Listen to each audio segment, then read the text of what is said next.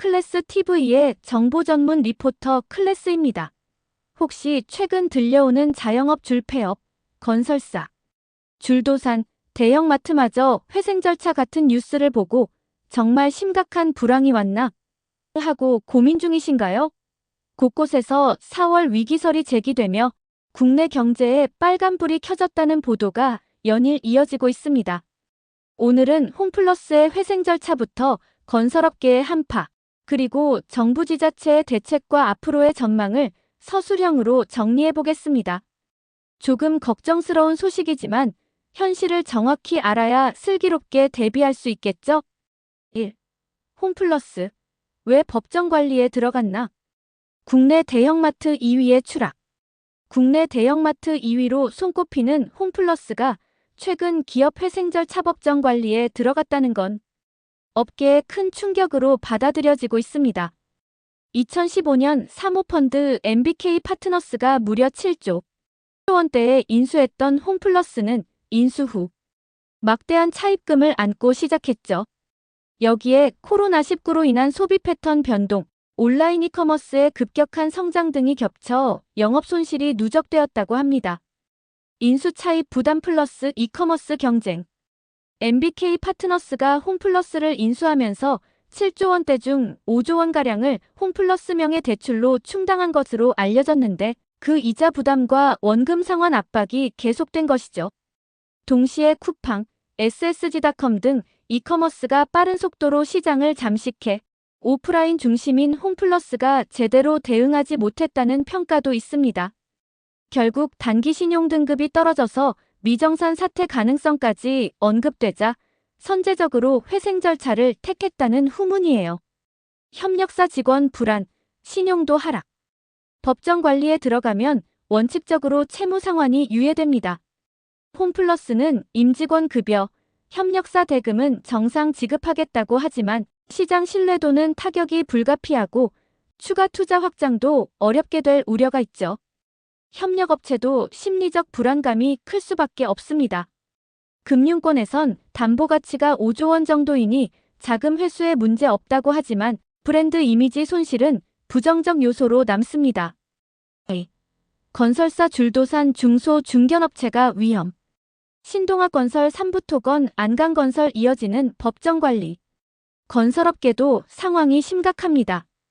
2023년부터 시작된 부동산 경기 침체, 원자재 상승, 공사비 증가, 그리고 미분양 급증이 겹치면서 중소 중견 건설사가 잇따라 도산하고 있어요. 신동아건설, 삼부토건, 안강건설, 대우조선해양건설, 삼정기업 삼정ENC 등 이름 있는 업체들이 법정 관리를 신청한 사실이 연이어 보도되었습니다. 미분양과 PF 부실.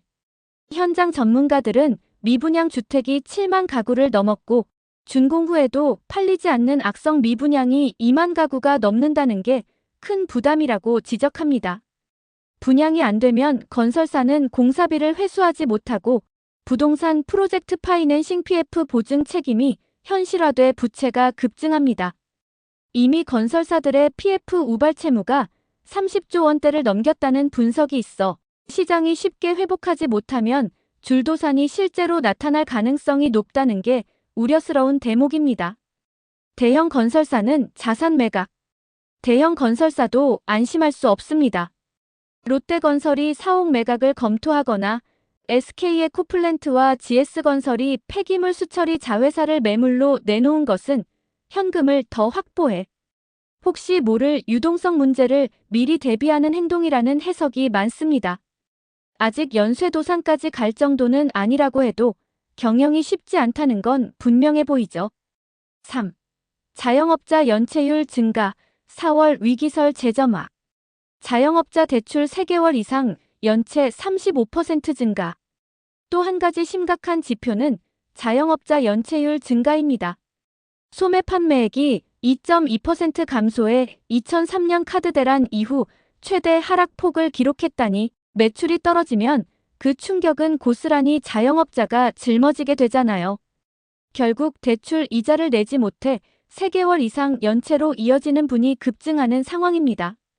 고령층 60대 이상 자영업이 특히 취약. 통계에 따르면 60대 이상 고령층의 연체 증가율이 50% 이상이라고 합니다. 은퇴 후 자영업을 시작했지만 경기 침체나 소비 패턴 변화로 매출이 안 나와 빚더미에 몰리는 경우가 적지 않은 것이죠. 정부와 지자체가 수조 원 규모의 육성자금이나 보조금 정책을 발표했지만 현장에서는 이 정도로는 역부족이라는 반응이 많습니다. 4월 위기설 구체적 근거. 금융권에서는 이미 올해 초부터 부동산 PF 대출 연장을 어렵게 하고 매각 공매로 조기 처리하라는 당국 지침이 내려왔다는 이야기가 나옵니다. 3, 4월이 되면 이런 정리가 본격화되면서 부실 사업장이 늘고 연쇄 파산으로 번질 수 있다는 우려가 제기되는 상황입니다. 4. 정부 금융권 시스템 리스크는 없다 vs 업계 불안하다. 정부 입장. 국토부나 금융당국은 건설사가 힘든 건 맞지만 대형 건설사는 자산 매각으로 버틸 수 있고 금융권도 PF 관련 충당금을 쌓아놓았다며 연쇄 도산 가능성이 낮다고 봅니다. 홈플러스 회생 절차도 담보 가치가 커서 큰 문제 없이 해결 가능. 이 협력사와 임직원 급여는 보호된다는 입장. 현장 업계 시선. 그러나 중소건설사나 자영업자들은 일부 대형사나 메이저 업체만 살아남고 지방 형세 업체는 몰락할 가능성이 높다는 분위기입니다. 실제로 신동아건설, 삼부토건 등 과거엔 유명한 브랜드도 있었으나 결국은 수주 감소와 금융 부담에 무너졌다는 게 현실적인 예시죠.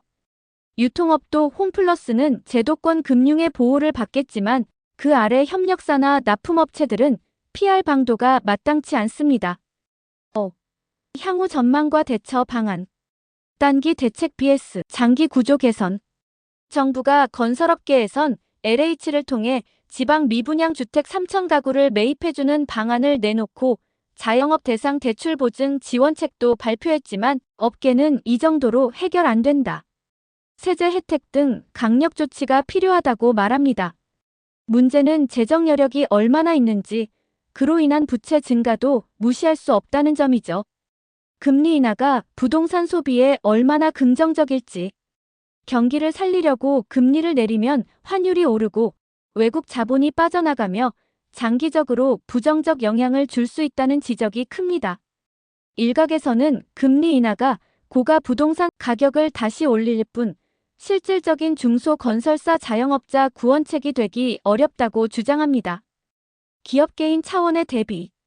많은 전문가가 지금은 기업이든 개인이든 현금 흐름 관리가 최우선이라고 강조합니다. 불황이 더 깊어질 시나리오를 염두에 두고 부채 규모와 비용 구조를 점검해야 하죠. 자영업자라면 매출 확보 방안을 다각도로 고민해야 하고 건설사라면 미분양 리스크를 줄이거나 자산 매각으로 유동성을 확보해야 합니다. 6. 결론 한파가 닥쳤다는 경고음.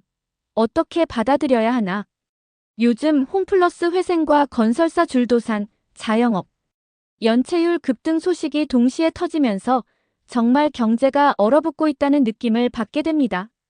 정부가 연쇄 도산까지는 아닐 것이라며 안심시키지만 시장 불안은 쉽게 가라앉지 않고 4월 위기설마저 재점화되고 있다는 게 현실이죠.